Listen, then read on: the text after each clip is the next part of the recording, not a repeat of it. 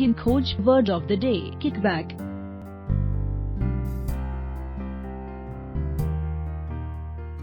Kickback का हिंदी में मतलब रिश्वत होता है। किकबैक नाउन या संज्ञा के रूप में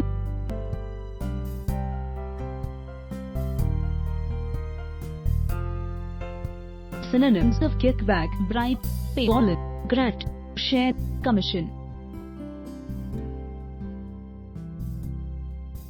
Example: Rahul Gandhi said the salt gave 284 rupees crore to Anil Ambani's firm as kickback in Rafale case. उदाहरण: राहुल गांधी ने कहा कि दसॉल्ट ने अनिल अंबानी की फर्म को राफेल मामले में रिश्वत के रूप में 284 करोड़ रुपए दिए।